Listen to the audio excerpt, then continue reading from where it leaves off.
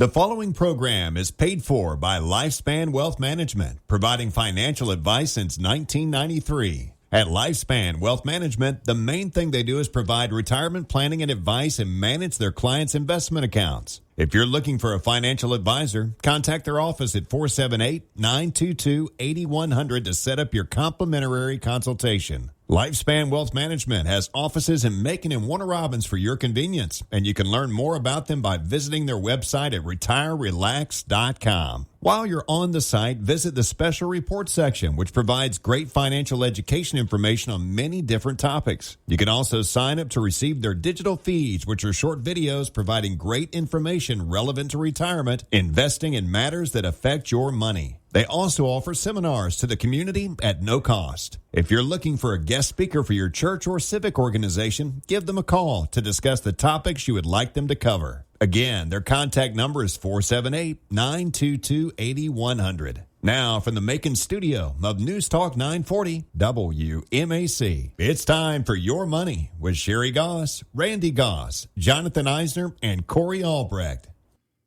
Good morning, everybody. It's great to be back with y'all. Good morning. All right, we're going to jump right into the weekly insights. Equities continue to rally last week, led once again by the cyclicals, tech, and small caps. Interest rates rose moderately after business and consumer surveys pointed to optimism for increased economic growth in 2026.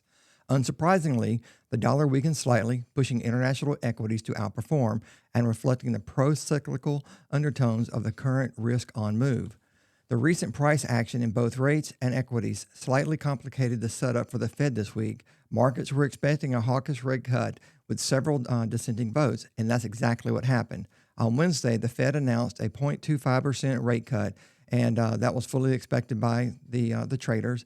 And because the Fed chair and other voting members will be changing next year, the statement of economic projections will probably matter more for 2026 policy expectations than the statement or press conferences held by Powell this week.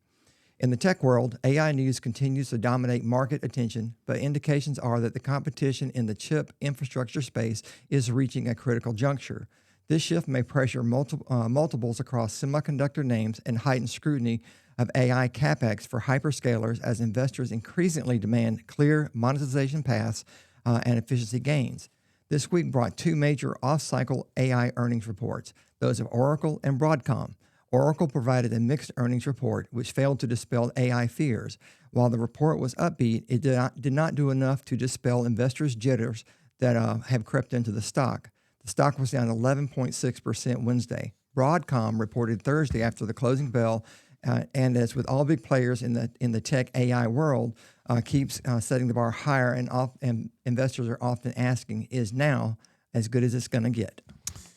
The backlog of outdated economic data continues to clear without provoking much reaction in the markets. This week will bring more timely data, a widely followed small business survey, and two reports on the U.S. labor market. This data, along with some important consumer earnings reports from Costco and Lululemon, will add to the mosaic of economic outlook. Beyond expected data releases, a spate of geopolitical flare-ups crossed the wire over the weekend. For now, none of these events appear to be market movers, but we are monitoring them and examining price action for any signs of broadening concerns. Very good. Next up, 401ks are minting a generation of moderate millionaires. The number of 401k millionaires at Fidelity reached 654,000, the highest level on record. Steady saving by many Americans and a third consecutive year of big gains for U.S. stocks has swollen account balances.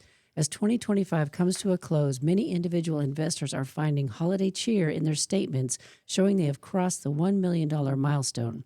Around 3.2% of more than 3 million accounts tracked by benefits provider Alight had balances above $1 million as of the third quarter, double the figure at the end of 2022. At T. Rowe Price, roughly 2.6% of participants had balances above $1 million, up from 1.3% at the end of 2022. For the first time, half of private sector workers are saving in 401ks. More of these accounts are tied to the stock market than ever before, with workers in their late 30s allocating roughly 88% to equities last year. Still, about 40% of U.S. households are at risk of being unable to maintain their standard of living in retirement. This marks a contrast to some prior moments of economic anxiety when workers have pulled back from saving. In 2022, for example, the saving rate ticked lower during the market slide that dragged the S&P 500 down 19%. So I saw a lot of this during COVID as people were terrified, and I had to explain that now more than ever is when you want to invest every pay period as you are paying less for the funds you are buying. This really, really hurt a lot of people. Thankfully, many everyday Americans have pounced on recent stock downturns this year to buy the dip. At Vanguard, the average deferral rate or percentage of income that participants chose to contribute to the retirement plan rose to 7.7% in 2024, a record. Almost half of participants increased this payroll deferral rate, in part because of automatic increases, leading to a higher savings rate. A lot of people question the automatic increase of the payroll deferral rate, which employees can reduce, but it looks like the concept is paying off, which is very exciting. Yep. UBS estimates that the number of such millionaires around the world has quadrupled since 2000 to 52 million. There were around 3,000 of these moderate millionaires added every single day in the U.S. last year. Popular culture still thinks that millionaires in terms of Scrooge McDuck or the top-hatted icon of Monopoly, but the new dollar millionaires have broken psychological wealth thresholds. However, their income and their spending is that of middle-class households. For younger investors, take note, you too can retire a millionaire by the time you retire. It takes a dedicated person to properly plan and invest, and starting at a young age. If you'd like to learn how, call us for an appointment to learn how. It's 478-922-8100. Trump likes Australia's retirement savings program, but could it actually work in the United States? That's the idea President Trump hinted at last week, saying the Australian model is a good plan that has worked out very well. We're looking at it very seriously, said Trump. In a nutshell, the Australian plan takes some of what's already baked into the American 401k retirement savings model, but expands upon it in significant ways that assure more people have savings by the time they each reach retirement age. Called the superannuation model, the program requires employers to make a 12% contribution to a retirement fund on behalf of the employee. The employee can also contribute an amount beyond that. In the U.S., the employer is not obligated to offer a 401k plan to begin with. And even if they do, there's no requirement that they make any kind of contribution to it. Research has shown that 56 million private sector workers in the U.S. lack a retirement savings plan. And even among employees who have a 401k, the employer contribution is typically in the form of a match, which often equates to 4 to 6% of the employee's salary, far below the 12% from Australia. So when I first got into this business, I did 401ks, and it was really hard for a lot of small employers to offer them due to the fees and the staffing it took to manage the contributions. And I would guess that it's much easier by now. So I haven't done one in a very long time, so I really don't know how much it's changed. I haven't done a lot of I haven't done any traditional 401k work in the sense that you're talking about, meaning like for groups at an employer. I have done several individual 401k plans for people who work just for themselves with no employees, but that's very different than the group plans that you're talking about, Sherry. What is incredible is the fact that 78% of Australians participate in the super program. By contrast, just 59% of Americans have a retirement savings plan, be it a 401k, 403b, an IRA. This is all according to various surveys. But some financial experts say it might be politically tough to push through an Australian-style program in the U.S., especially given the financial burden it places on companies, especially small ones. That said, the American 401k model doesn't offer any systemized way of parsing out or annuitizing one's retirement savings either, which we talked about last week.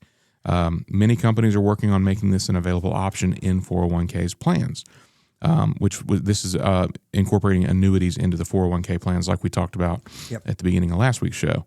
The Retirement Savings for Americans Act, the RSAA, which is currently making its way through Congress, calls for a program that would broaden accessibility to tax-advantaged retirement savings accounts and would have the federal government match contributions for workers below certain income levels.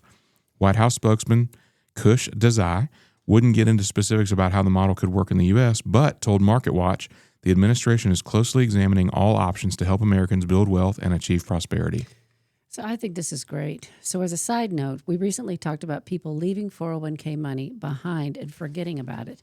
Please roll all of your old 401ks into your current company plan, or if you have already retired and your investments are in an IRA, roll the old plans into that account. You don't want to leave this money behind. Yep.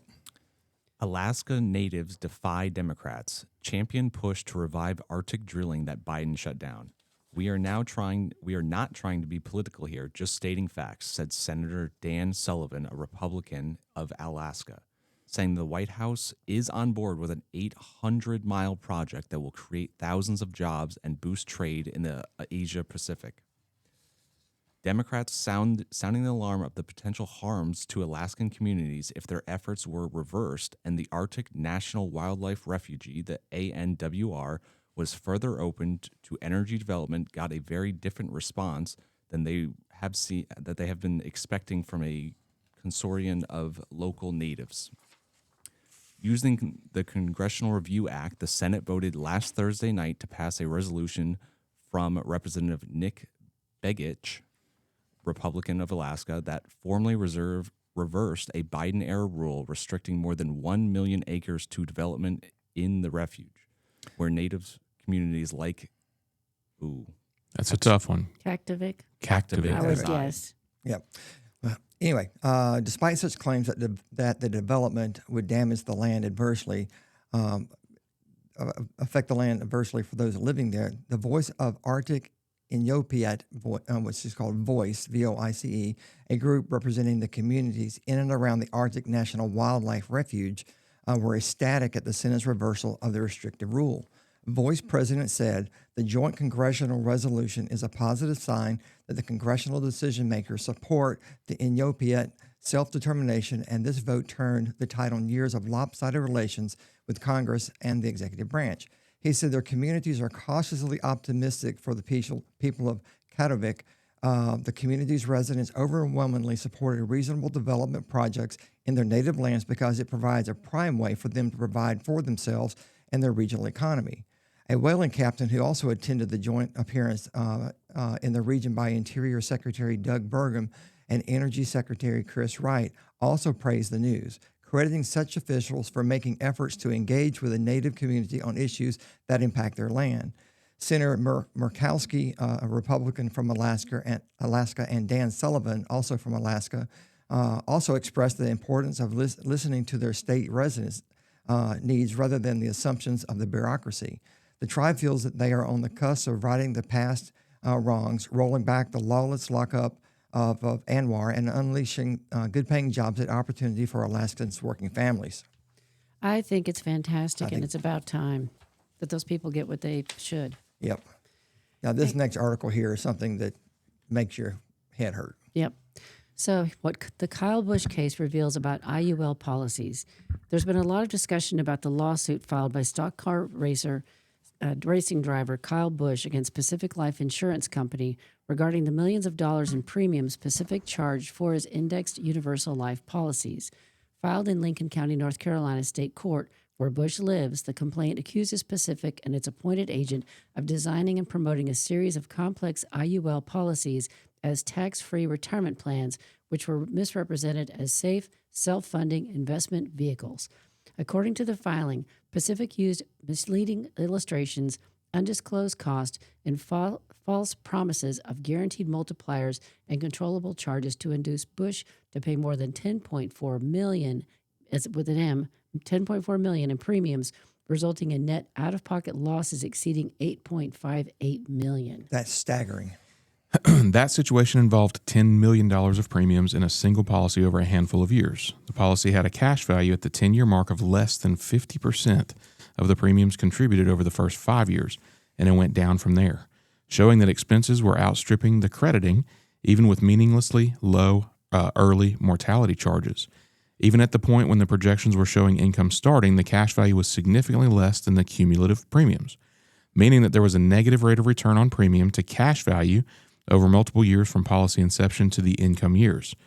Imagine starting retirement distributions from your 401k plan where your balance is less than what you have put in. No, I can't imagine. It's not uncommon to see insurance ledgers where the policy expenses over the first 10 years are greater than the entire premium. Cash value at 10 years is often less than the cumulative premiums, even for accumulation-focused policies. Yeah. The projection showed 3 decades of $1 million annually coming out of the policy as retirement income.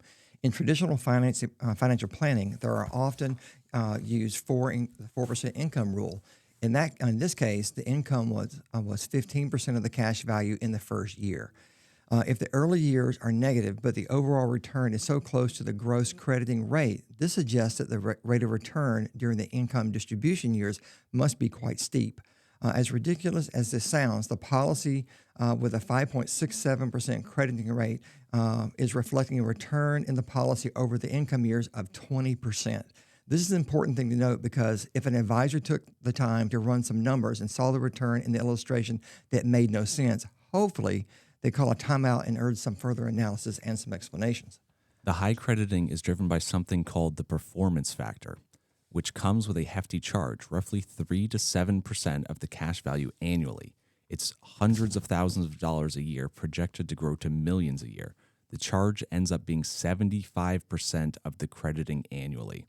A problem with this projection assumes level positive crediting every single year, and that just won't happen. In down or flat years, the expenses still come off the cash value.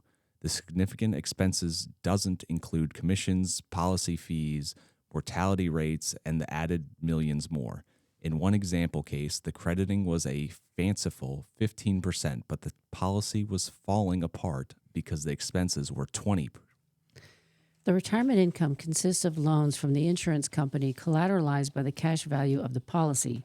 To be clear, a policy owner isn't borrowing their own money. These loans are referred to as alternate loans, index loans, or participating loans.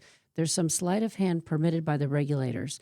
The carrier is allowed to assume perpetual positive arbitrage between the policy loan and crediting of the cash value collateralizing the loan.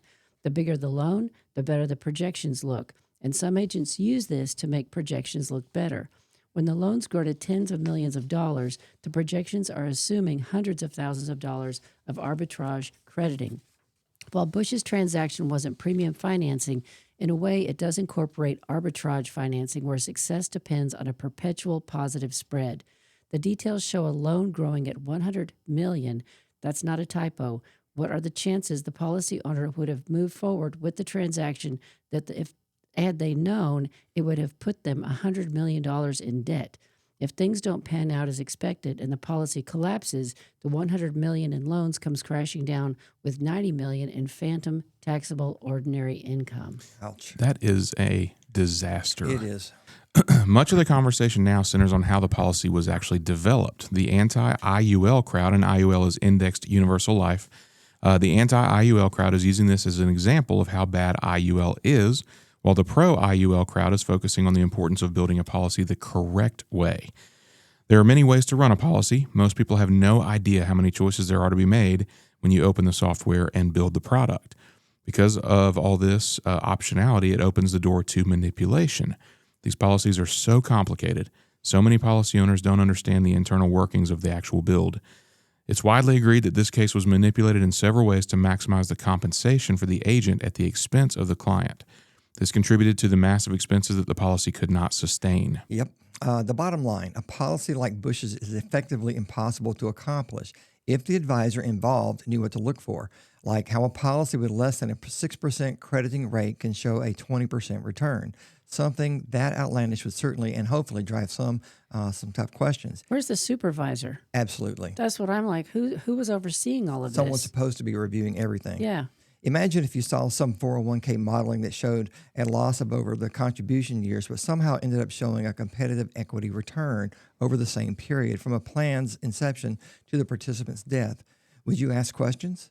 What if then you calculated the return from the first income distribution at age 65 to death at age 95 at 20%? You would probably laugh out loud and hopefully question the hypothetical return calculations of approximately double what the historical averages have been.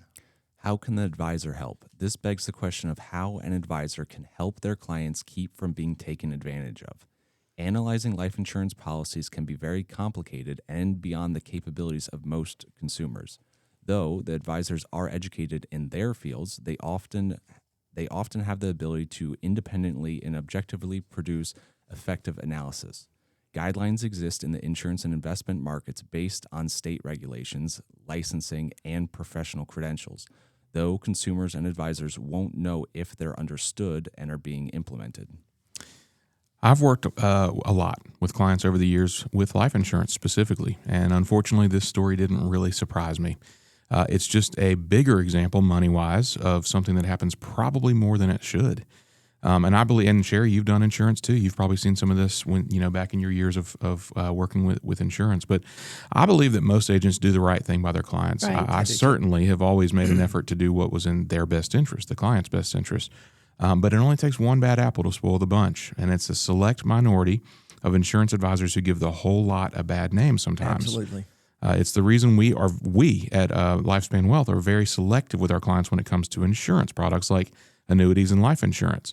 In some situations, they are the best solution, but they are not for everyone, not by any stretch. Absolutely agree. And that's the importance of having an advisor that looks at the whole picture of you and all the different things that they could help you with and recommends what is absolutely the right thing for you. Yeah. Right. And a product like this is very complicated. And I'm sure that we have annuity packages here when they're printed out. There's like 105 pages.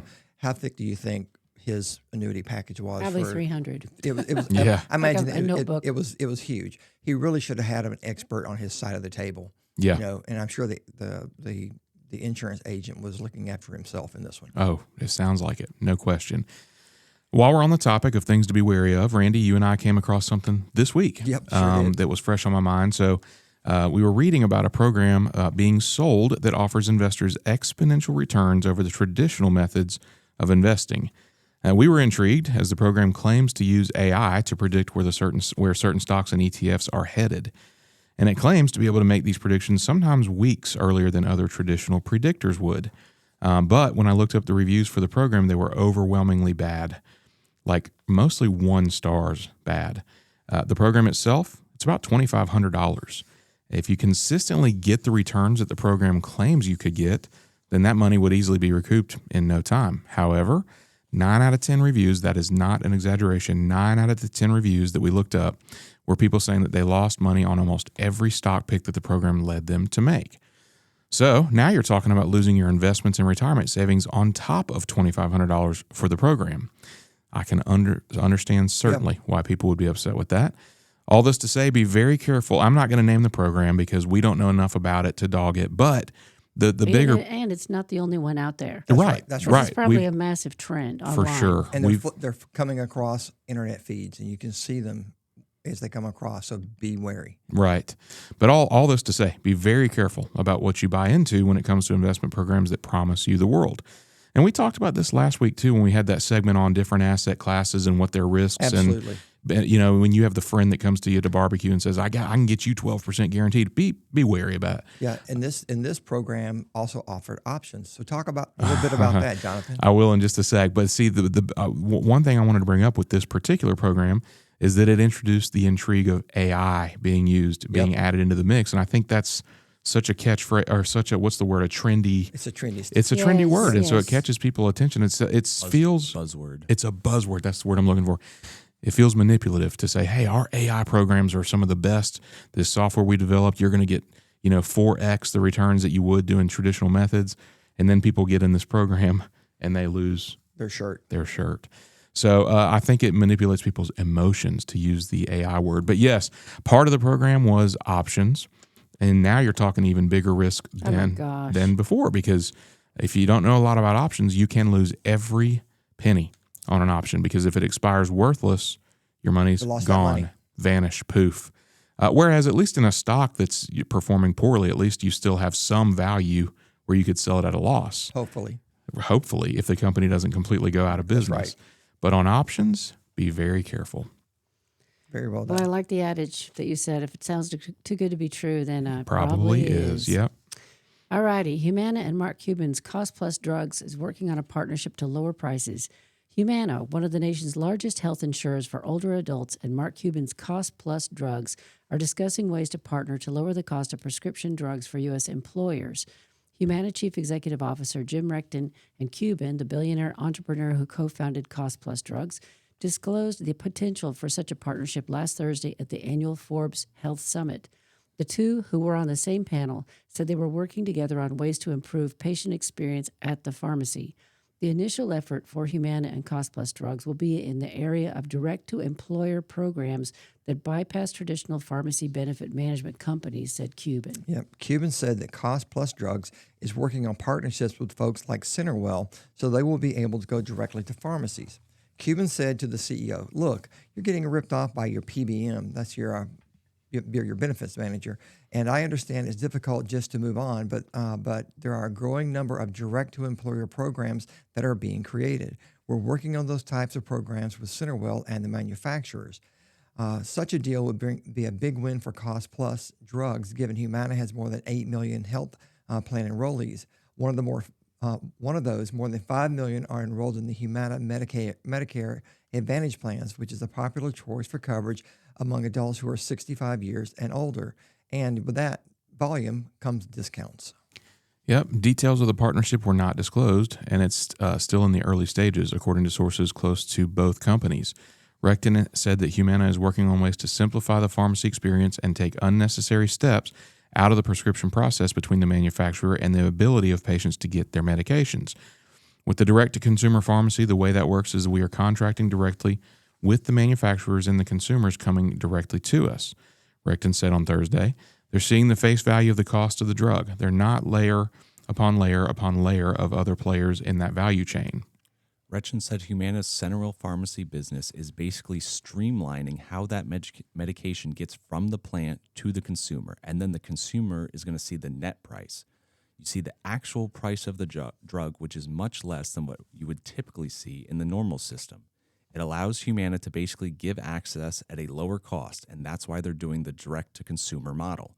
It's the latest effort by Humana to innovate and grow a business in the pharmacy space. Humana's Centerwell expanded to the latest, fastest growing and lucrative business of direct-to-patient specialty pharmacy as demand is growing for the popular GLP-1 weight loss drugs. All right. You've been listening to Your Money, brought to you by Lifespan Wealth Management, proudly serving Middle Georgia for over 30 years. Our mission? Helping folks just like you plan for a secure and stress-free retirement. Need a trusted financial advisor? Call us today at 478-922-8100 and schedule your complimentary consultation at our Macon or Warner Robins office. Want to learn more? Visit us anytime at retirerelax.com. Because when you plan smart, you can retire and relax. And here's something extra. We offer free educational seminars for the community. If your group needs a guest speaker, give us a call and let's make it happen. That's 478-922-8100. Now, let's get back to the show. All righty, next up, Netflix agrees to an $83 billion takeover of Warner Brothers Discovery, handing it control of one of Hollywood's most celebrated studios and creating a global entertainment powerhouse. The deal will transform Netflix into the dominant player in Hollywood, capping its relentlessly disruptive rise since it was founded as a DVD rental company almost 3 decades ago. Under the deal, Netflix will secure a coveted library of content including the Harry Potter and Batman franchises, WBD's streaming business, and the premium programming of HBO. Yep. Warner Brothers will continue with the planned spinoff of its cable television networks, including CNN and Discovery and Turner, into separate companies before the studio and the streaming businesses are sold to Netflix.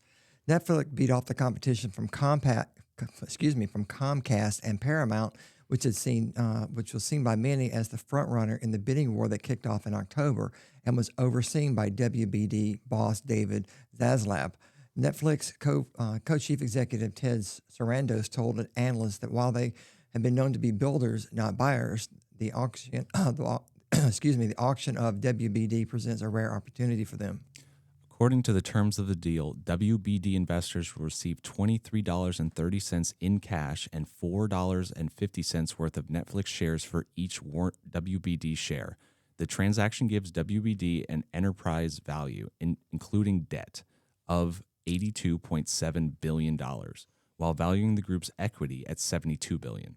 Netflix's triumph in the contest for WBD, whose iconic studio was founded more than a century ago at the start of the golden era of Hollywood, will reverberate across an industry that the company has already done much to reshape. Peter Supino, an analyst at Wolf Research, said that its pursuit of the purchase was driven by its need for content to attract subscribers. New production accounts for under 5% of the total content on the platform last year, but generated more than a fifth of what was watched. The importance of new content for Netflix's engagement highlights why Warner Brothers' production infrastructure and IP was so valuable. However, the combination of Netflix and Warner Brothers is expected to draw scrutiny from regulators in the U.S. and Europe, where both companies have extensive operations. People close to the deal said they were confident any hurdles could be overcome, pointing to the fierce competition for audiences not just from the rival streamers, but also from platforms like YouTube. Zaslav, one of the most powerful figures in the entertainment industry, is likely to stay as the head of the new Warner Brothers studios, whose operations will be kept separate from those of Netflix, like Randy was just saying a minute ago. This is according to people close to the deal. Netflix, which released its own content directly on its own streaming service, has also promised to keep cinema releases for films made by Warner Brothers. The deal, which was approved by the boards of Netflix and WBD, will need the backing of WBD shareholders. It is expected to close in 12 to 18 months. The news brought some volatility to the two shares. WBD, screwed that up. Shares climbed 3% to 25.37 cents last Friday. Shares in Netflix, which has a market value of $426 billion, was just as volatile, trading down 2.8%. The group, which has promised to pay WBD a termination fee of $5.8 billion in the event the deal collapses, said it also expected to generate at least $2 billion to $3 billion of annual cost savings by the third year of ownership. Very nice. All right. Block says users of the service will soon be able to see the scores it uses internally to decide whether to approve people for small-scale loans. The company, led by Twitter co-founder Jack Dorsey, has also kept its growing lending footprint outside the traditional credit reporting system. Cash App is an all-in-one financial app that lets users save, invest, and make payments and borrow amounts up to $500. Afterpay offers buy now, pay later loans that are offered at the checkout and have surged in popularity. The score, which will start appearing in users' accounts in 2026, will give users a sense of their likelihood of being approved for loans on the Block services. Like the traditional FICO scores people might be more familiar with, Block said its Cash App score ranges from 350 to 900, but instead of relying on public documents and bank-reported data on loans, the score uses only Block-owned customer data. I think this is going to be interesting to watch. Very. Yep, for sure. Alongside the score, users will see specific steps that can help raise it, such as maintaining a higher Cash App balance or repaying Cash App loans on time. Block says its model allows it to approve 38% more applications than it could using traditional credit scores alone, without taking on more losses. The FICO score doesn't do as well of a job in terms of separating risk within our customer base, according to Brian Boats, Chief Risk Officer at Block. Bank and credit unions say it is getting harder to gauge consumers' risk and more lending activity happening outside of the traditional credit reporting system.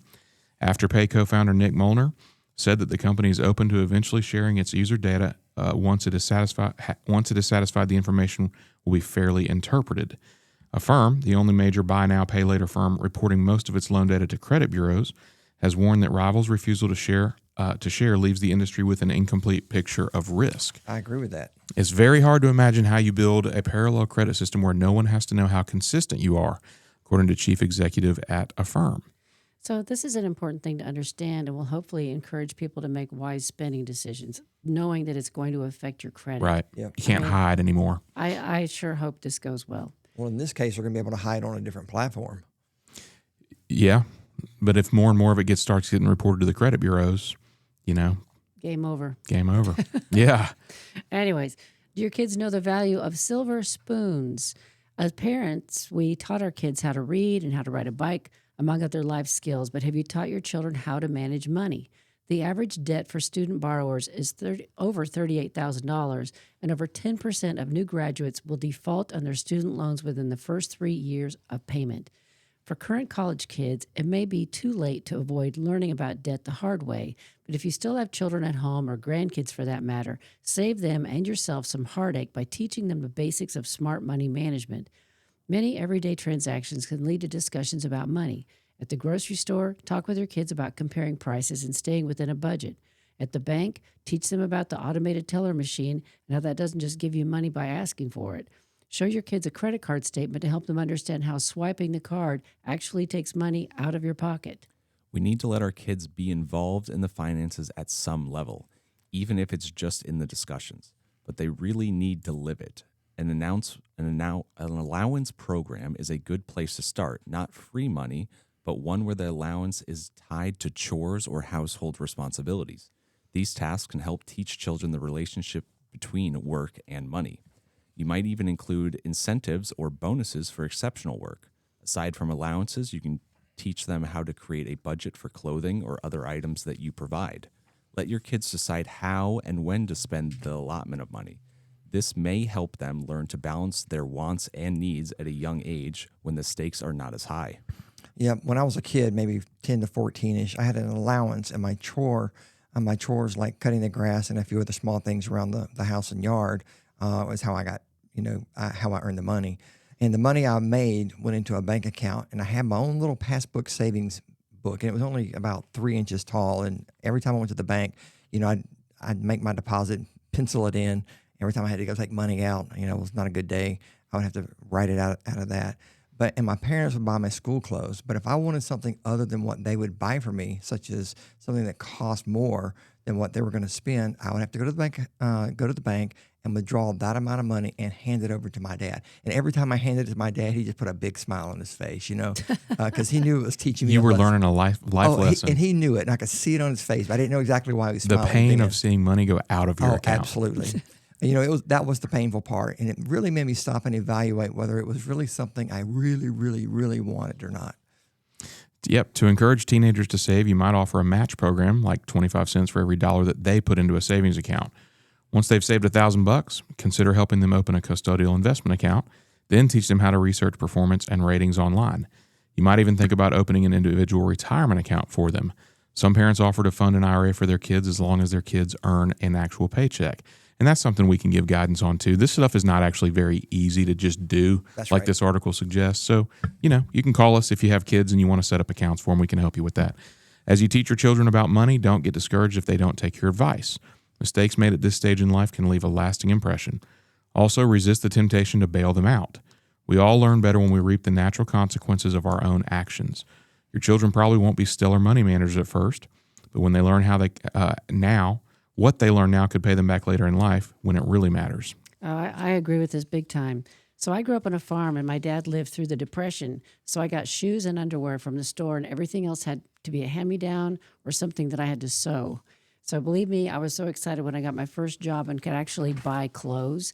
I think that's part of why I still like to bargain shop. It's just how I was raised, Yeah. and it's permanently wired into me that I don't pay full price for anything. I get it. But there's That's a a lot. good thing to be wired into somebody. Right. Yeah. But there's a lot that you can do to help your kids really grow mentally, to have their head around finances so much better than most of their peers. Absolutely. You could really make a difference in their And lives. Sherry, for the record, I'm glad you're wired that way Yeah. Right. it's versus kind of the other way. Right.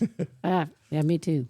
Next up, stop telling your kids we can't afford it. What to say when they want to buy stuff. It'll help them be good with money. Can we go to the Galapagos Islands for spring break? No, we can't afford it. If this exchange sounds familiar, it's because sooner or later your child will ask for something that blows past your budget. Once kids start school, they become aware of the trips, toys, cars, and expenses other families have. Maybe they see a Cybertruck at drop-off. Maybe a friend just went on a luxury vacation. Maybe they just want a backyard pool. When you say no to one of these requests, they'll inevitably ask why. That's a funny example because my 9-year-old son, Benji, is obsessed with Cybertrucks for some reason. Really? I don't know why. And they're Probably because you took him for that ride in one of your It may friends. be. Yeah. It may be when I took him for a ride in my buddy's car, but he can spot one, from a mile away on the roads. It's the funniest thing. And inevitably they've asked, Dad, why you could get a Cybertruck? And I say, no, we can't afford it. Like this article's talking about. But it's just funny because this kind of hit home with me when it used the example of the Cybertruck. That's funny. With Benji. Maybe he can start saving and I'll match 25% on his savings. And when he's like 86 years old, he can get a Cybertruck. What do you Be think? careful about 25%. Just go with a fixed dollar because he might be a super saver. True. You know? Then yeah, exactly. All right. So back to the kids asking, why can't we afford that? This moment can feel uncomfortable. It can be difficult to deny your child something that they want, like a Cybertruck. Their request might also trigger old memories of lack or spark feelings of shame that you can't provide what others have. Those emotions make it easy to get irritated or shut them down with a reflexive, we can't afford it. But financial psychologists suggest eliminating this phrase from conversations with your kids. Here are 3 reasons you should never tell your child, we can't afford it, and what you should do instead. Number 1, you're probably lying. I think that's what they think instinctively. all the Probably. time. Yeah. Probably. And when you use it all the time, You're rich, Dad. Come on. right. It's not entirely true, and kids can sense that, like you just said, Randy. Let's be honest, if you were desperate, you could come up with the money. You could, for example, take out a home equity line of credit, sell your house or belongings, max out your credit cards, get a second or third job and work nights, weekends, and holidays. I don't know if I would call how that fun. affording, being able to afford something. Right. The point is, unless your child is asking for a private jet or a Cybertruck, you probably could find a way to make it happen. So we can't afford it usually falls short. Because they probably aren't going to believe it. Anyways, so that's pretty good. Next, it creates scarcity-based money scripts. Imagine a child who's never allowed to have candy. What do you think might happen on their 18th birthday? They go on a sugar bender. Money works the same way. If your child grows up hearing, we can't afford it, they may internalize a sense of financial scarcity. When they eventually enter adulthood and are offered credit cards, student loans, and easy financing, the emotional response may be, hey, wow, now I can finally get what I never had. This can lead to overspending, credit misuse, and lifelong financial stress. Telling a child why you're not buying something is different. Instead of implanting the belief that money is scarce, you can focus on teaching them about the reasons you choose to prioritize other things. My suggestion, maybe show them the household budget so they can understand where the money is going for things that they need, like housing, food, and electricity. I would bet a lot of kids would be shocked to see what it costs to run a home these days, and that's not even counting the groceries. I agree. And also, you miss out on a powerful teaching opportunity. When your child asks for something expensive, it's your chance to explain why certain expenses aren't in the budget, what your family is saving for, and why you're prioritizing long-term goals over short-term thinking. Explain how overspending on cars, the Cybertruck, vacations, or houses lead many people into financial trouble. So we had examples of this in a neighborhood that we used to live in, and our kids watched and learned from bad spending decisions they saw being made over and over again. right. Like those kids that as soon as they got their driver's licenses, those twins, they got they got to go pick out whatever car they wanted. One got a BMW and one got a Porsche. Yes, and which one of them wrecked it within within months of driving it? Weeks. And you know what they did? Bought they bought another them a one. new one. Yep. Wow. Yep. That was right Yeah. down the street. That's teaching from them the us. right way. Yep. That's how life actually And works. our kids were watching this, and they're like, "What are those parents thinking?" Right. Yeah. but also the other thing it teaches is when you delay it, it's a little bit of delayed gratification and why it matters. If they ask for something unrealistic, like a vacation to an island in the Caribbean, don't shut them down. Use it as inspiration. Talk about entrepreneurs and investors who build wealth big enough to afford dreams like that, and how your child can work towards big goals too. Also, what exactly should you say instead? Research shows that kids who grow up to be good with money are more likely to come from homes where it was discussed openly. Instead of cutting off the conversation with an abrupt, we can't afford it, try saying, we could do that, but we're choosing to spend our money on these things instead, and here's why. Then explain your reasoning. Maybe you're paying off debt, saving for a home, investing for retirement, or choosing to work less so you can spend more time together. And they definitely want to go to the Caribbean then. Right.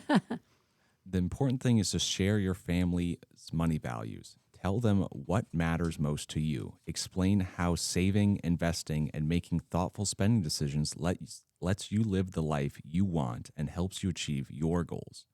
These conversations will help your child build a healthy relationship with money instead of one rooted in shame and scarcity. So after reading this article this week, I went ahead and took out a HELOC so that I could. And my Cybertruck, my 2026 Cybertruck, is being delivered. So for Benji when he's 16. I have to confess something about this article. So was broke and had to be cheap my whole life.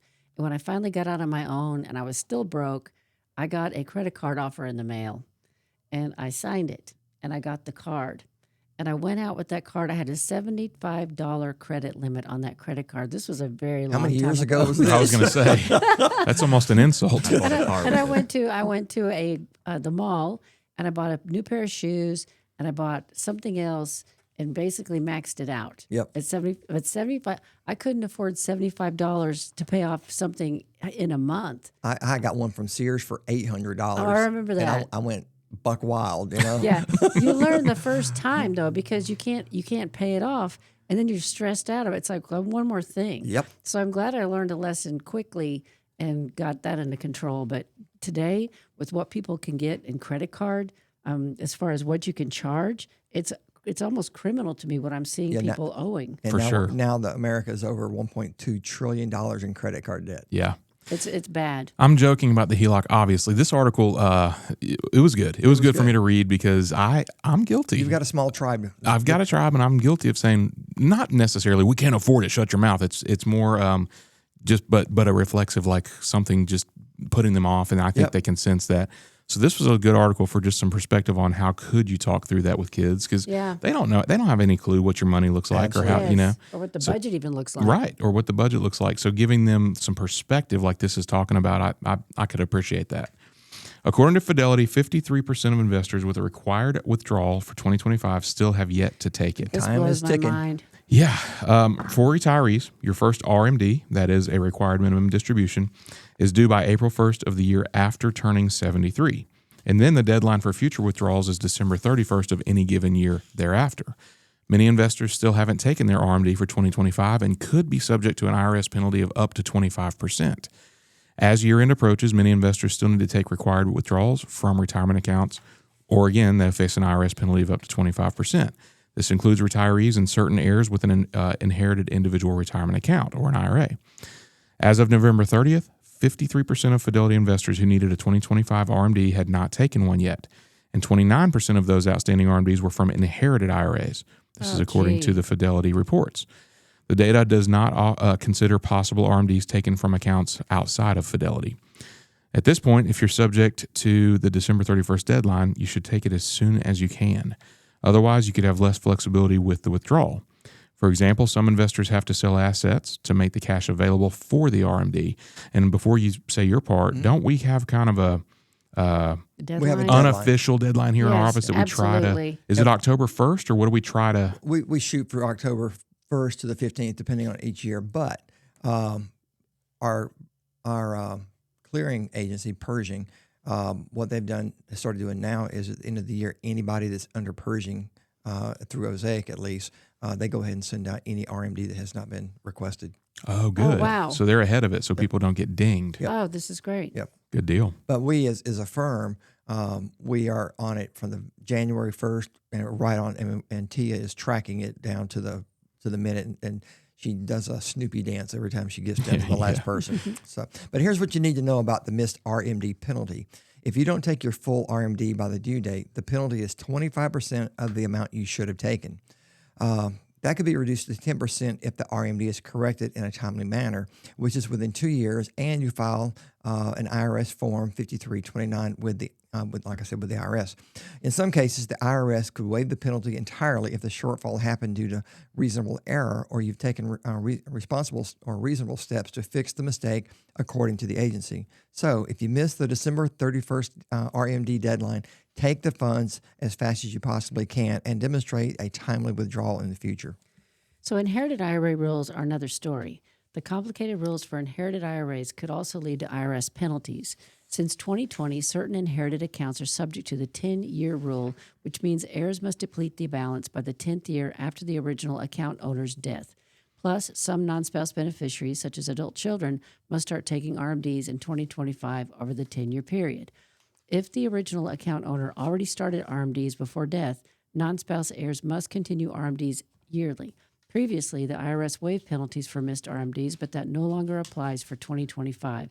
Please check with family members to make sure they understand these requirements, especially if you all inherited money. Like you and your brothers and sisters inherited IRAs from somebody who passed away. You understand this, and you guys haven't talked about it. You might want to check in with them, shoot them an email and say, hey, did everybody get their RMD this year out of this account, and make sure it's done. it's kind of scary. And you, Sherry, we've seen enough of this to know that the new rule on inherited IRAs is just more of a pain in the neck than anything.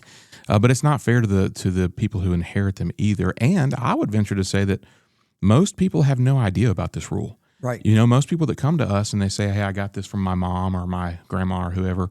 And then we say, oh, well, you got this in 2022. Have you taken any money? And they're like, no, why would I? But, you know, we are very proactive with the people that come to see us. If one of our client passes and the family comes in, we explain to them, this is inherited for you. This is a spouse for you. You know, this is the timeline. You've got to start taking it. I don't know what other companies do, Right. but I imagine it's not as hands-on as what we are. There Well, might but you- just be a letter in the mail Yeah. that goes into the trash can. Exactly. Because think about how many people don't work with an advisor. That's right. To hold their hand, hold their hand through this stuff.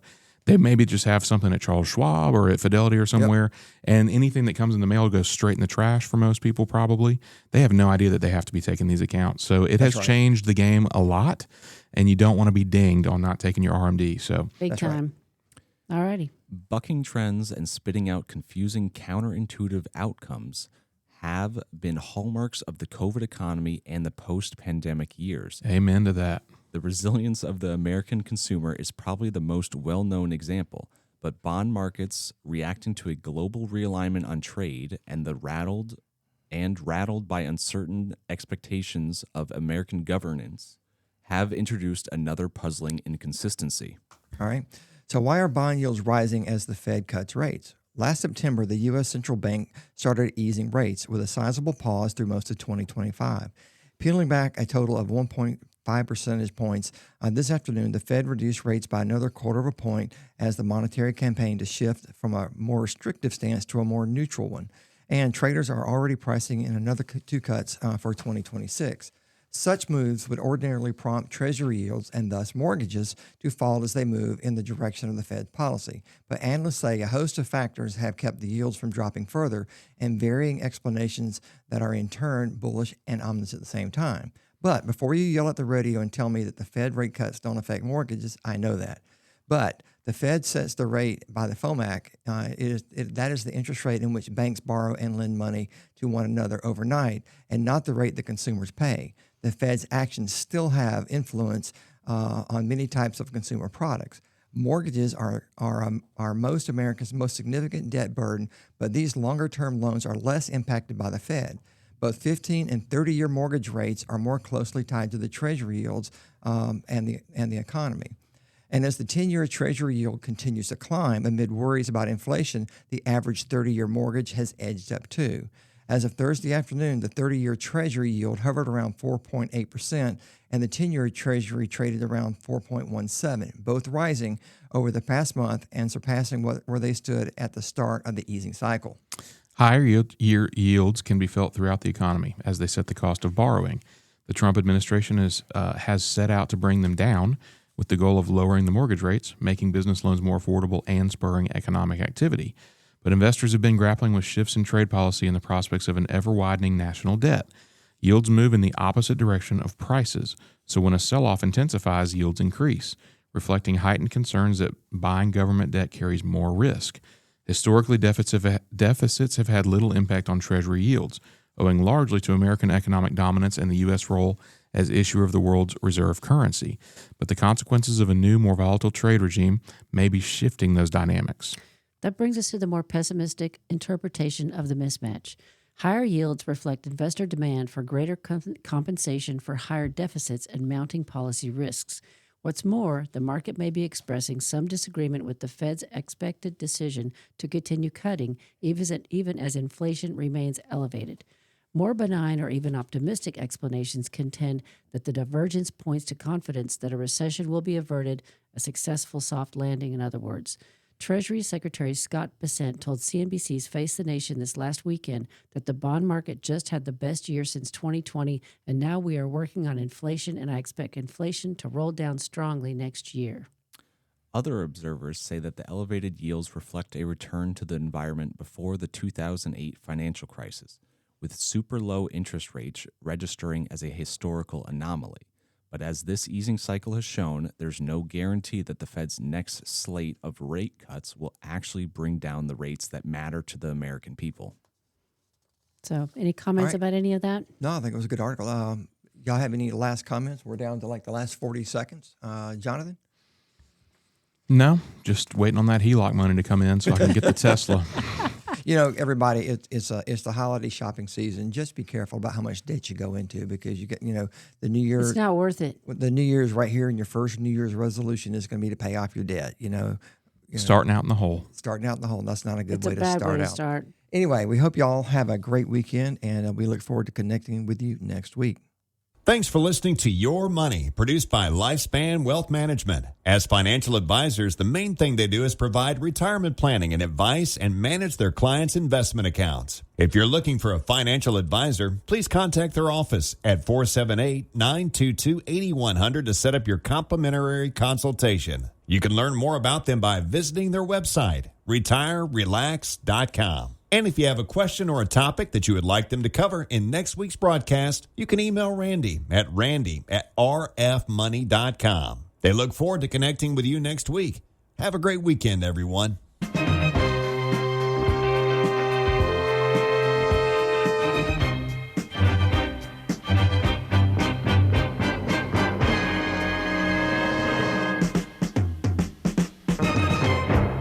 Securities and investment advisory services offered through Osaic Wealth Incorporated, member FINRA SIPC. Osaic Wealth is separately owned, and other entities and or marketing names, products, or services referenced here are independent of Osaic Wealth.